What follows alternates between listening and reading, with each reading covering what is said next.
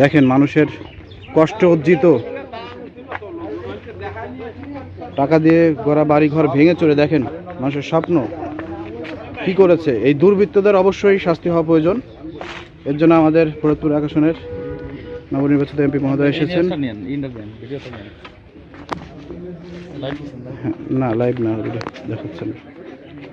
এটা পরিদর্শনে এসেছেন এবং ক্ষতিগ্রস্ত পরিবারের সঙ্গে দেখা করছেন, কথা বলতেছেন এবং তাদের জন্য ন্যায় বিচারের জন্য আশ্বস্ত করতেছেন। প্রিয় দর্শক, দেখতে পাচ্ছেন শুধু কোবের দাগ,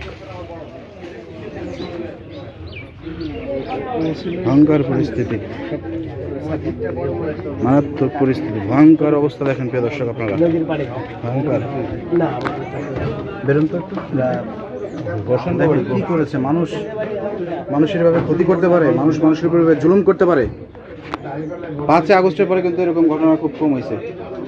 নির্বাচনের পরে যেভাবে হয়েছে, 5 আগস্টের পরে এরকমের ঘটনা খুব কম হয়েছে, কিন্তু এই নির্বাচনের পরে যেটা হলো, অবশ্যই আমরা প্রশাসনকে বলবো আপনারা এটার বিরুদ্ধে কঠোর ব্যবস্থা গ্রহণ করুন।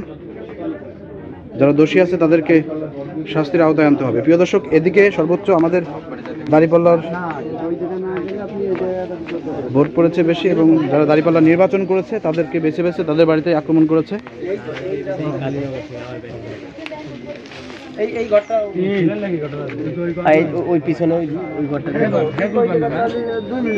এই বাড়ি কারা? তারা সাক্ষাৎকার নেন, 2 মিনিট লাগবে। এই বাড়ি কে সাক্ষাৎকার নেন? ওই যে ওরা মনে হয় সাক্ষাৎকার নেন।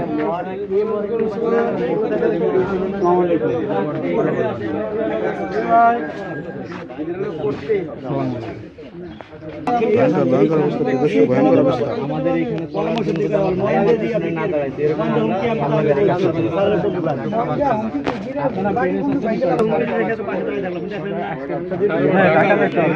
সময় এসছে না,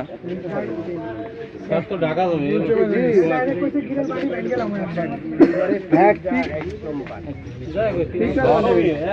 সবই তো নষ্ট নিয়ে আসার পরে মহেন্দ্রের জনসভা করতে হবে। হ্যাঁ, জনসভা করে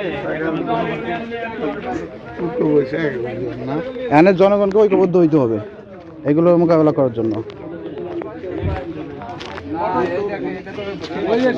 সামনে একটা বাড়ি আছে, ওইটা তো দেখে গাড়ি তো দিকে